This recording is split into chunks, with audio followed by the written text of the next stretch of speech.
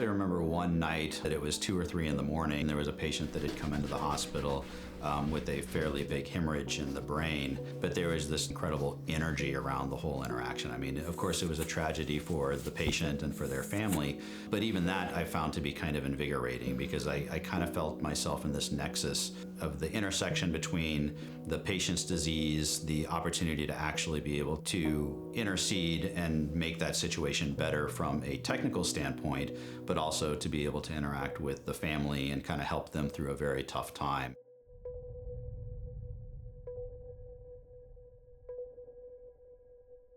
I knew that I wanted to become a doctor when I was around 9 or 10 years old. In the span of 1 year, I broke my arm, and then later that year, I broke my femur. That landed me in the hospital in traction for 6 weeks, and then in a kind of a half body cast for another month or so. So I got to know my orthopedic surgeon really, really well. And like so many things in life, on one hand, you could think that that was kind of a tragedy, but on the other hand, it gave me the opportunity to get to know this orthopedic surgeon, who in many ways was one of the first adults to actually treat me like an adult. I felt like I was an active participant.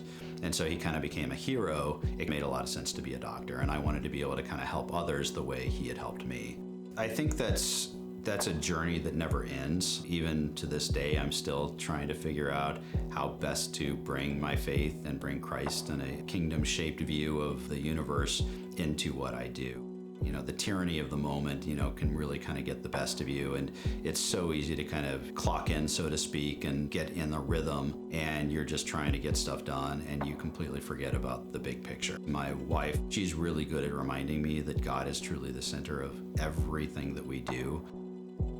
One of the most basic domains, if you think about a physician of any sort or any kind of caregiver, helping people and healing people, having, again, a Christ-centered view of the world helps to kind of recognize the dignity of people and the fact that our dignity comes from the fact that we're created in God's image and that we're all children of God. And I think that certainly has an impact as we interact with people and try to meet people where they are, whether that's patients or patients' families or even coworkers. I'm fortunate enough to be surrounded by a fairly large team, and I get to spend a lot of time with them, and we do a lot of really long surgeries, which means that there's time for long conversations, and a lot of times those conversations go towards matters of an ethical nature, or I have the opportunity to teach a lot of people in my job, and a lot of the teaching ends up becoming not just the matter of telling them about the anatomy and physiology and the surgical techniques, but it's also an opportunity to teach them about what the right thing is and how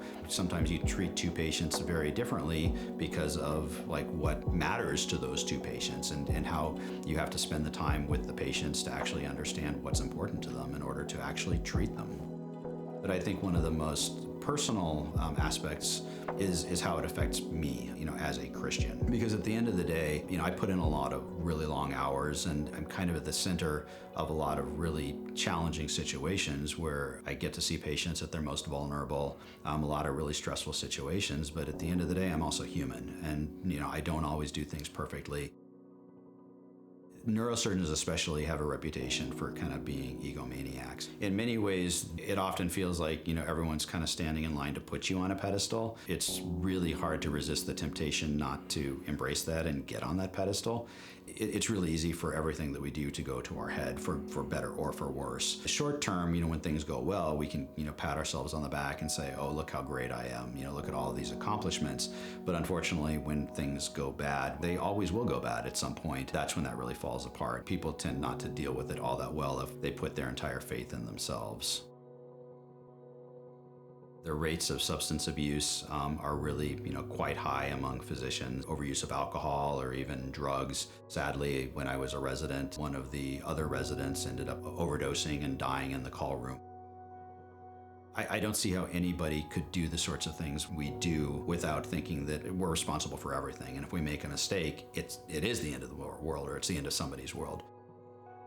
But if your frame of reference is based on eternity, you suddenly realize that there are a lot of things more important than the day-to-day outcome. And you realize that you can impact patients on such a deep level.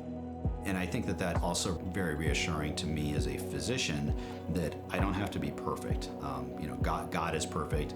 He's the one who's the ultimate healer. Obviously, there's a huge responsibility to do everything we can for the patients. But at the end of the day, we also know that every patient is going to die eventually, just like I am going to die eventually. But that's not the end of the story. And that just gives the ultimate hope for the future.